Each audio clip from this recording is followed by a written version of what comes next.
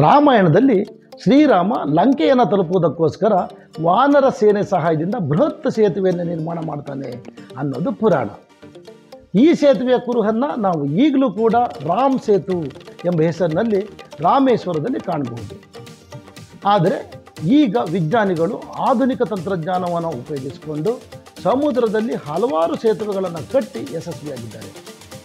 ಇದು ಅಚ್ಚರಿಯಾದರೂ ಕೂಡ ನಿಜ. ಹಾಗಾದರೆ ಸಮುದ್ರದಲ್ಲಿ ಸೇತುವೆಯನ್ನು ಕಟ್ಟೋದು ಅಷ್ಟೊಂದು ಸುಲಭನ? ಸಮುದ್ರದ ಆಳದಿಂದ ಸೇತುವೆ ನಿರ್ಮಾಣ ಮಾಡಲು ಎಷ್ಟೊಂದು ಪರಿಶ್ರಮ ಇದೆ, ಬನ್ನಿ ನೋಡ್ಕೊಂಡು ಬರೋಣ.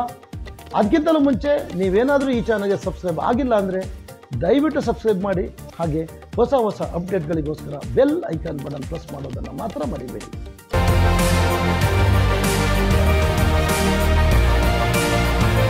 HBS News Info. ಸೇತುವೆ ನಿರ್ಮಾಣ ಹಂತದಲ್ಲಿ ಸ್ವಲ್ಪ ವ್ಯತ್ಯಾಸವಾದರೂ ಕೂಡ ಸೇತುವೆ ಅರ್ಧದಲ್ಲಿಯೇ ಮುರಿದು ಬೀಳುವ ಸಾಧ್ಯತೆ ಇದೆ. ನೀರಿನೊಳಗೆ ಸೇತುವೆ ನಿರ್ಮಾಣ ಮಾಡಲು ತುಂಬ ಸವಾಲುಗಳನ್ನು ಎದುರಿಸಬೇಕಾಗುತ್ತೆ.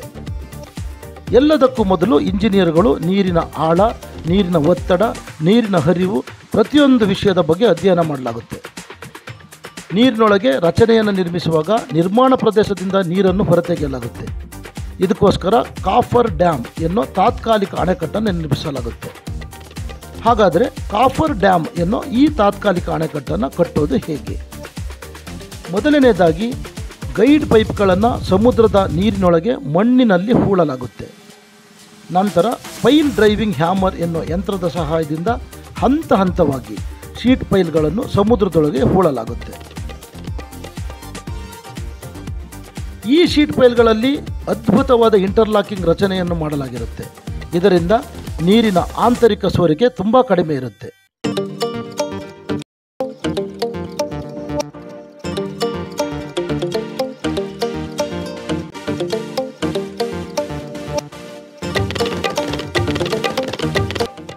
ಈ ಶೀಟ್ ಪೈಲ್ಗಳನ್ನು ಹೂಳುವಾಗ ಶೀಟ್ ಪೈಲ್ಗಳು ಬಾಗುವುದು ಮತ್ತು ಮುರಿದು ಬೀಳುವ ಸಾಧ್ಯತೆ ತುಂಬ ಜಾಸ್ತಿ ಇರುತ್ತೆ.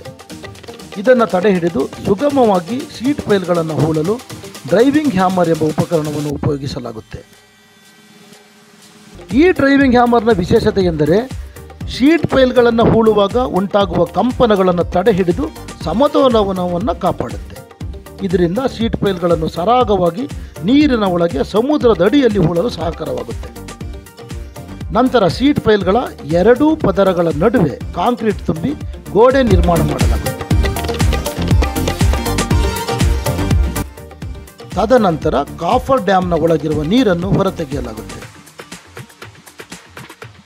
ಒಳಗಿರುವ ನೀರನ್ನು ಹೊರತೆಗೆದ ನಂತರ ಹೊರಗಿನ ನೀರಿನ ಒತ್ತಡದಿಂದ ಕಾಫರ್ ಡ್ಯಾಮ್ ಕುಸಿದು ಬೀಳುವ ಸಾಧ್ಯತೆ ಹೆಚ್ಚು. ಅದಕ್ಕಾಗಿ ಒಳಗಡೆಯಿಂದ ಉತ್ತಮವಾದ ಬಲವರ್ಧಕ ಬಾರ್ಗಳ ವಿನ್ಯಾಸದಿಂದ ಶೀಟ್ ಪೈಲ್ಗಳನ್ನು ಭದ್ರಪಡಿಸಲಾಗುತ್ತೆ.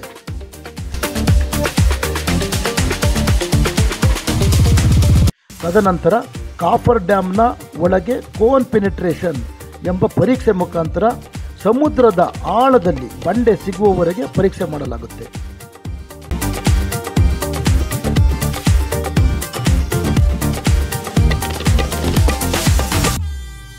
ಯಂತ್ರೋಪಕರಣಗಳು ಮತ್ತು ಘಟಕಗಳನ್ನು ಸಾಗಿಸಲು ಬಾರ್ಜ್ ಎಂದು ಕರೆಯಲ್ಪಡಲಾಗುವ ಸಮತಟ್ಟಾದ ಮೇಲ್ಮೈ ಕಾಣುವ ಹಡಗುಗಳನ್ನು ಉಪಯೋಗಿಸಲಾಗುತ್ತೆ.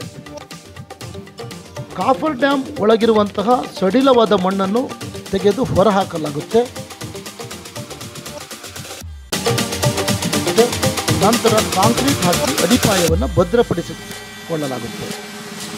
ಈಗ ಪಿಲ್ಲರ್ ನಿರ್ಮಾಣ ಮಾಡಲು ಕಬ್ಬಿಣದ ಸರಳುಗಳ ರಚನೆಯನ್ನು ಮಾಡಲಾಗುತ್ತೆ ಹಾಗೂ ನೀರಿನಿಂದ ಮೇಲ್ಮಟ್ಟದವರೆಗೂ ಪಿಲ್ಲರ್ಗಳನ್ನು ಏರಿಸಲಾಗುತ್ತೆ.